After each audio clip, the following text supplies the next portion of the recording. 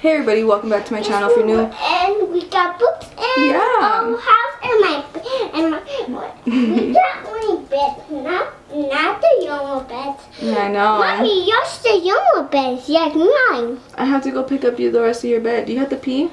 I know I'm just doing my. Okay, well, So I forgot what I was saying, but so we got one. Oh, look, that's my chick. what? We got. I have never ever in my life felt this sick with a pregnancy. Not with Eden, not with Isabella. And by the way, please ignore the mess. We just took like, there's mess right here and right here. We just took hella laundry down to the laundromat, which is why we're all freaking red and just in distress since like that video basically went up. My symptoms hit me so hard. You know, on one hand, I'm excited that I'm getting like such strong symptoms because it was to me showing me that like my HCG was going up.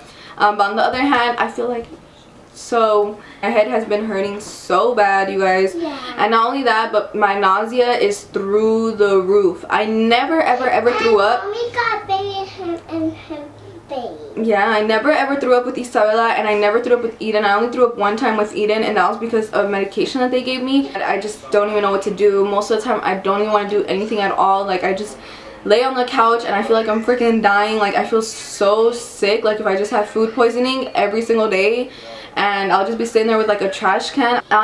Yeah, so that's what have been basically my two top complaints.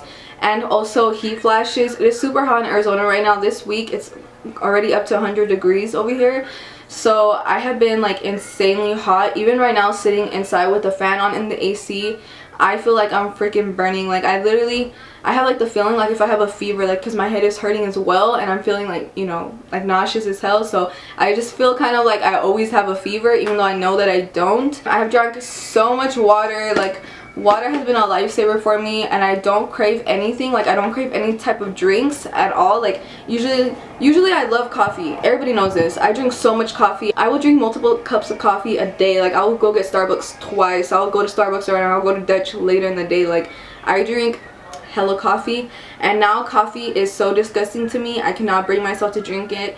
Every like type of drink is so disgusting to me. Like, orange juice sounds horrible, apple juice sounds horrible, everything just sounds horrible. The only thing that really sounds appealing to me is like lemonades and water, and it has to be cold. Like, it has to be like, has to have came out the fridge or have hella ice in it. Like, that's the only thing that I can stomach. I have not been craving anything. With this pregnancy, I have been eating like meat, which kind of makes me think it's a boy, but I'm not 100% sure. Everybody thinks it's a girl. Everybody in my family thinks it's a girl.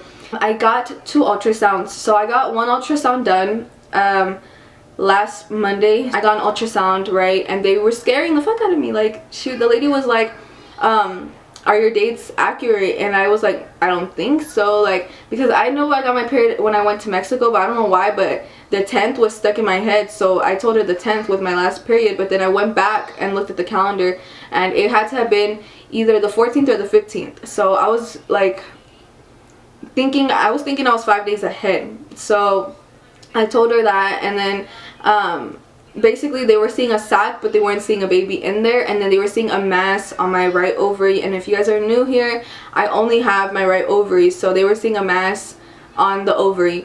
So they were freaking me out because they were like, maybe you did have twins, and like one of them got stuck in the tube and you're having another ectopic, and the other baby is okay, or maybe the other baby's not even okay and it's not even gonna form because this one's stuck over here. Like, they took my levels, my progesterone. They took 6 tubes of blood, you guys, and then they scheduled me for Thursday. So I went on Thursday, this last Thursday that just passed, and thank the Lord, you guys, they were able to see the baby. They were able to hear, I was able to hear the heartbeat and everything. So the baby is perfectly fine. I'm actually 6 weeks today. Today's Saturday, so every Saturday is when my weeks turn.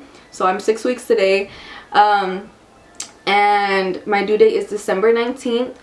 The only thing that is concerning is my pregnancy is going to have to be watched extremely carefully. So the mass that they saw on my ovary is another dermoid, another tumor, as the same other one that I had, which we thought was like resolved already, because once again, if you guys are new here, I had my left ovary removed due to a tumor that got really big on my ovary.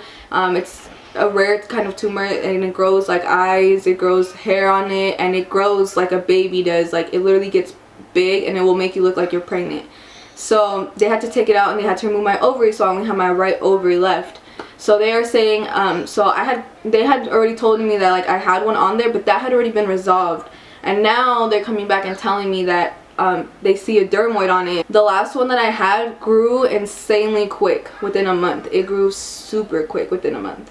And I guess they saw this mass in November and they didn't tell me anything because they were like, oh, we compared it to the mass we saw in November. And I was like, what the fuck, when did y'all see this?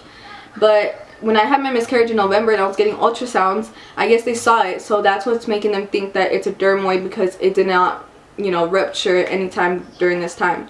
So they are saying that it's on the ovary and that they're going to have to watch this pregnancy super closely, because they don't want to give me surgery right now, because for one, more than likely they're going to have to take my last ovary, which means that this will be the last baby that I will ever be able to have ever in my lifetime, unless it's like adoption or anything like that, which really upsets me because I'm only 20 years old. So I'm like so upset, but at the same time this like really shows to me that everything does happen for a reason, because if I didn't have the kids that I have now, then they would be telling me this and I would only have the one baby that I have. So I am feeling super blessed that I did have my kids when I had them, but there is a small chance that my ovary will be fine, but because they are letting this tumor, so they have decided basically to let it grow this whole entire 9 months, unless they think that it's cancerous, because the tumor right now it's looking like it's benign because my blood work is not abnormal, but obviously it's like not 100% sure that it's benign. So I don't even know if I'm pronouncing that word right. I think I am. So it's not even 100% certain that it isn't cancerous, but they said that they're going to monitor me and be taking my blood consistently, and they are going to be just watching very closely the pregnancy, the tumor, and my blood levels to make sure that nothing gets crazy and they don't think, like, you know, as long as they have no reason to think it's cancerous and it's not growing too quick, they can leave it in there until the baby comes. Obviously we're gonna have to reevaluate a few months later down the road, because I want to do whatever possible to save my ovary. I really do.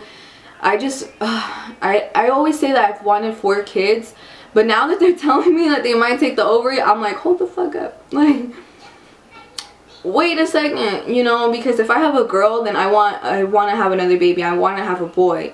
And if I have a boy, then I still want another girl, you know, like I want to give Steven one of each.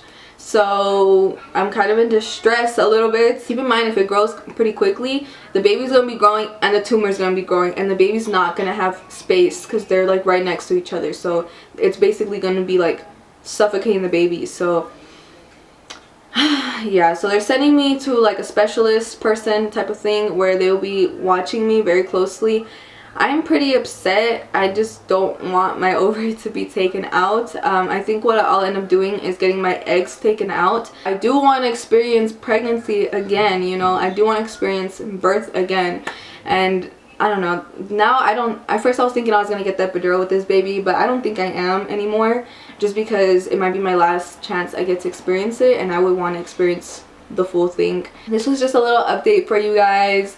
We're not really doing much today, so I'm not gonna vlog. I have work in a little bit, so I'm gonna have to take her to my mom to watch her. Here is my Instagram. I'm gonna be leaving a thing for video request. I'm gonna be filming a Q&A soon, so I will post up one more time a thing to ask questions after this video goes up. So if you guys are seeing it, then the thing will be on my Instagram. But yeah, I hope you guys enjoyed this video. Like, comment, and subscribe, and I will see you guys next time. Bye.